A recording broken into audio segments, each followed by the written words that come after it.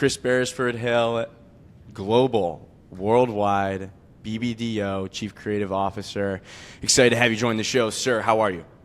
Fantastic. Thank you, Gino and Jack, for having me. As always, we're huge B&E fans. Oh, thank you, CBH. Appreciate that. That's staying in. We're keeping that for sure. That's staying in. Probably going to use it for all of our marketing materials from Please here on do. out. Yes. I want to start, we might as well. Super Bowl. I saw the Adweek article. I think you posted about CBH. You couldn't have dreamed up a better headline. I mean, BBDO wins the Super Bowl is essentially what Adweek said. So I think just coming out of that, reactions to how the agency now, inherited, I think is probably a good word to use, some of the FCB accounts, Budweiser, Pringles namely. But just talk about how's it feeling at the agency right now and the reaction to the Super Bowl for BBDO. Well, I mean, as you stated, very fortunate that the teams came together and the timing that all of a sudden, our kind of new, bigger BBDO obviously had way more. The other thing I do want to say also, as the representative, I am probably the least involved in these Super Bowl ads. So I'm really here to represent the giant teams of people that are behind this, because we know it's not just creatives and not just the great clients, but it's huge teams. And I think it's just a moment of tremendous pride, because it's the beginning of the year, it's early in the year. Super Bowl is a really big marketing moment, certainly in the States. So to have 6 brands represented and have literally hundreds of new and old BBDOers bringing their stuff to the game is always feels great. Yeah. Now that it is you've got FCB and BBDO, and you said it yourself, you're not necessarily involved in the creative as much, but does that change the mindset or change your role, even coming out of now being, FCB folded into BBDO? Do you feel like that's changed how the agency approaches the Super Bowl now and how it'll approach big moments in the future? Where, I don't know, you tell me, what's kind of the approach for being sort of this just mega creative hub? No, the approach won't change. I mean, I think the truth is, so many of these projects were far along before our two entities came together. That's probably the reason why it's not everyone was working on everything. But the tremendous power of our creative network is we're not going to hold back, especially with moments like Super Bowl. So everyone will always be involved, and it's always really big teams, because we know the clients are really putting their neck out with this kind of an investment. So yeah, no, I would never expect us to become more siloed, even though we're a bit bigger. I think we're still moving at that pace and that speed where we can make sure all the right minds are in the room all the time. Yeah. So as the global CCO with FCB kind of absorbed into this, do you feel more pressure now more than ever to win these monoculture moments like the Super Bowl? I think I think FCB into BBDO aside, no matter what, everybody whoever gets a whack at a brief like this knows, it's not that clever for me to say this, but the Super Bowl is the Super Bowl of advertising. And it's because it is the one time a year where the work gets covered for weeks leading out. I mean, there's hundreds of millions of dollars of coverage even before the thing airs. Everyone becomes an ad critic. Everyone pays attention, shares their opinions. So it is the mono moment, and it's not right for every client. But when our clients want to do it, we not only want to do the best work possible, we want to make sure that we show up great for them, but we also want to make sure that we're driving business when we do it. And so we're also highly conscious that it's not just about entertainment. It's about entertainment and landing that core brand message. What were some of the Super Bowl ads that you liked outside of the BBDO work? Good question. I really liked the Levi's one. It just surprised me. I think I might have missed it in the pregame coverage, or maybe they dropped it. Yeah, it wasn't released. So the CBH, you did not miss it. Mm-hmm. Okay, I didn't. Thank God. Thank God I didn't miss it. I thought it was great. I just thought the line was great. It made me feel good, made me love the brand. I mean, I love Levi's anyway, so I thought that was great. I thought Dunkin' Donuts I need to watch it 5 more times. I couldn't tell if it was utterly brilliant or like a complete hot mess of all the 90s de-aging smashing, but I like that one. I need to spend more time with it. And then I my third pick would be I'm surprised that it didn't perform as well in the ad meter, but I thought the Claude campaign was just great. And it by the way, that's a brilliant strategic move by Claude to come out and say that their LLM will never be compromised by ad content. And I think that campaign would be beloved and well liked, just appearing on a Sunday night TV or appearing in your feed. And it also worked on the Super Bowl. So I thought that was something that was kind of brilliant, and it didn't need a celebrity or anything. So yeah, I think those would be the three that stuck with me besides the BBDO ones. You mentioned Levi's, which was made by TBWA, and that leads to my next question. It felt like a strong showing for the holdcos, especially post-merger. Omnicom had 8 national spots alone. Do you think we're moving to an era where a handful of these mega networks are going to dominate the Super Bowl? I definitely couldn't tell you, but I know that, at BBDO, we've always been obsessed with having an unfair share of talent. And so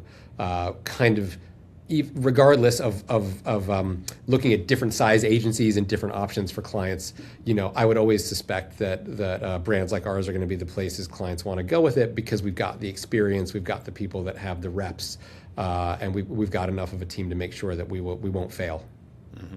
Yeah, do you think that, like, just from your experience being in the industry, from a client perspective, is there a part of it, because it's such a massive undertaking, there's so much that goes into it, that like makes a larger agency that has a bigger network and a bigger presence more suited to take on something like a Super Bowl commercial, especially now where it's like you said, CBH, like you've got the lead up, you've got the social coverage, you've got to bring in so many different parts, there's a lot of production, probably more so, bigger budget. Do you think that makes, like, BBDO aside, like a larger agency, larger network, more suited for these monoculture moments still? I think the salesperson in me would say yes, but I think the truth is, you look at High Dive, and they, I imagine, especially in their early years, they were showing up big on the Super Bowl, and I can't imagine there was a secret army none of us knew about. So I think it's less maybe about the size of your army, but it's more about the reps, the experience, and the talent. And I think, when you're a larger network, you can assemble those teams, and you can assemble those teams across 6 brands. That's the beauty of it, and they're very distinct, different teams. By the way, gentlemen, may I shout out a few people, because again, I'm here representing people. Yeah, you're not going to cut my mic if I rattle. No. Okay. No, I don't even know how to do that. So you. That's right. That's right. Because we're in your Riverside virtual studio. So you guys are gonna have to take it. Well, we were kind of gonna. This is kind of a lead-in, because we were gonna talk about that too. Is like, how do you, assigning credit and like making sure that the right people are getting the credit they deserve within the organization. You obviously have been, communicating the fact that you are a representative. So yes, please do take the time to credit the people. I would, and if I knew you were going to be so welcoming, I would have brought a much bigger list. I may just crush a reply on whenever this is posted. But just to shout out just a couple of our teams, because it really will, people will tune out if I go through the full Oscar credits. But for the incredible Budweiser film that I know played so well where I was, I just want to shout out Michael Amet, our CCO in New York, but also Danilo Boer, who's now with McCann, Alex Abrantes, Jonah Flannery, Kevin Watkins, EJ Lee, Joey Monteverde, and that's just the core creative team. For Pringles, Michael again leading New York with Dan Kelly as the ECD. Jim Robbins, Mike Mach, Austin Mankey, Kelly Scholar, Taylor Osborne. How natural am I when I'm doing this? This is working. It is working very well. Pepsi, helmed by Scott Bell, our North American CCO, Peter Kane, who writes for Pepsi, but he also wrote You're Not You When You're Hungry, so he's pretty good at the Super Bowl.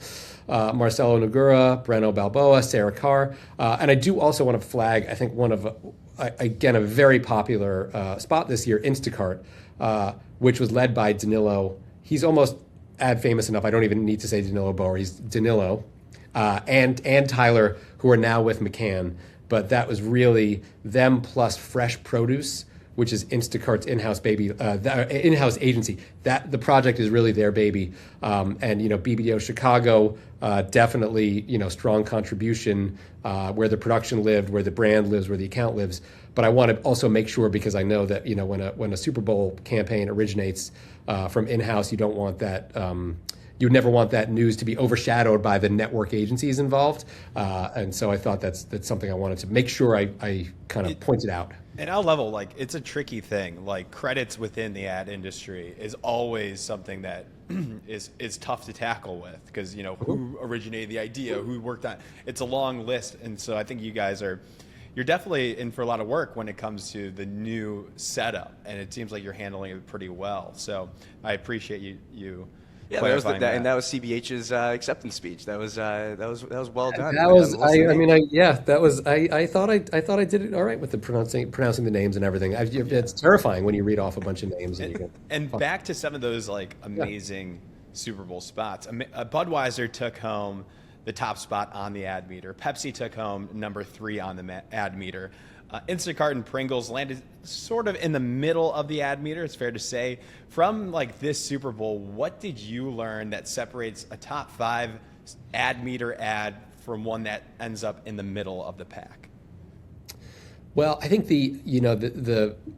what I find fascinating about the Super Bowl is increasingly there's so many lists of the best ads, and so you've got Ad Week, you've got Ad Age, you've got Fast Company, you've got LBB, you've got BuzzFeed, you've got Variety, you've got New York Times. I'm pretty sure the New York Post says their favorites. But then you go and you start to go down the wormhole, and LMagazine.com, RollingStone.com. I mean, every possible publication shares their point of view on the Super Bowl, and so it becomes increasingly difficult to get a sense of what really played best, because there's so many lists. It's almost like everyone can get a trophy. You could go deep enough. You could be the most pre-game viewed by men under 30 45-second ad ever. So there's I think there's just that's the other part, is that because people care about the ads, everyone's ranking them. I think the USA Today ad meter remains one of the purest, because it is a populist vote. It's not a couple editors or an individual editor deciding. And I think I do think what makes for ad meter success, and this is by no means scientific, but it is strong emotion. It's really emotional work, plays really brilliantly, or very, very funny things. I think if you do something incredibly innovative, something like the Coinbase QR code that will probably be talked about and remembered for years, it doesn't tend to show up there. But the core levers of what our work is supposed to do, I mean, we want to make people happy, we want to make people feel. The ad meter tends to reward that, and I think the Bud team, hats off, because I think that it was not only a really satisfying story to watch, but it was just so beautifully told. I thought the filmmaking from Smuggler and Henry Alex Rubin was incredible. The story was great, but it couldn't have been told better. So I feel like that team deserves the win. And then I'm really excited for Pepsi, because again, it was a strong challenger play. It was 30 seconds. Usually things that pop in the ad meter tend to be the longer format, because people spend more time with the work. They have more surface area to have their emotions to vote on. But I thought Pepsi, kind of getting a tremendous amount of pregame coverage, around being so competitive, but also seeing that just America really liked it and loved the story, was got to be very satisfying for our Pepsi team, and I know our clients are also elated.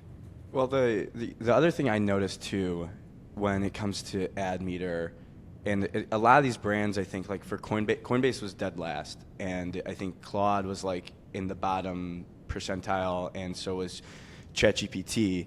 And for me, a big part of it, I think, is just they're fighting a brand and an industry-wide perception problem.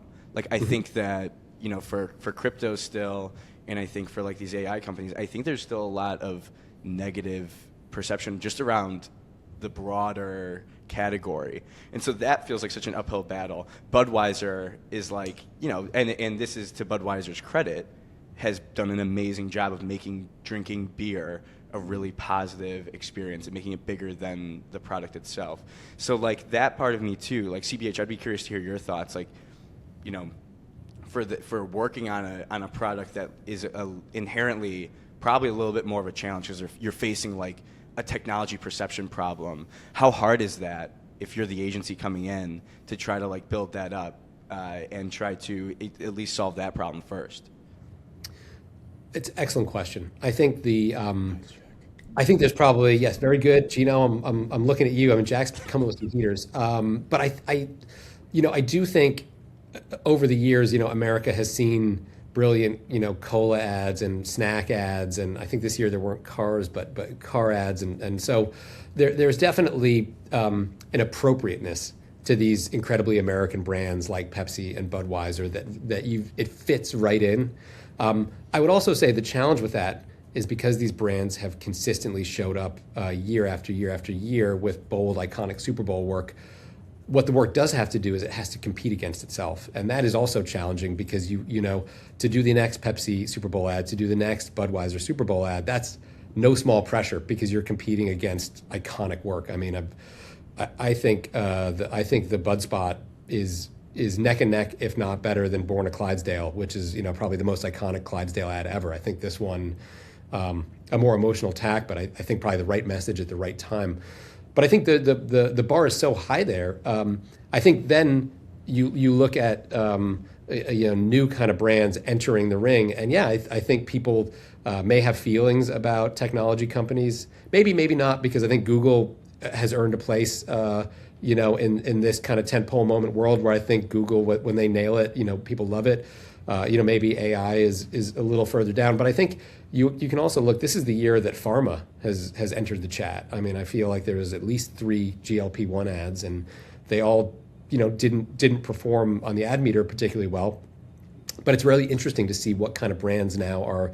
Is this a moment? Is this a GLP-1 moment, or is health and wellness pharmaceutical, entering the ring, and is that going to become over the years that work is going to become more prevalent, more expected, and maybe more entertaining?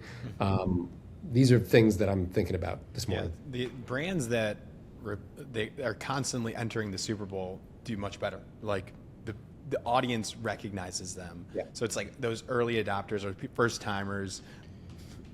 Yeah, I mean, they're going to struggle more. I almost had to step in there. Did you see that, CBH? I mean, come on. Yeah, there you go. Just I mean, the stat I keep seeing: 40% of the brands in this year's Super Bowl were new, where they've never done a Super Bowl ad before. And I guess maybe to close things out, the Super Bowl I feel like is becoming more and more valuable.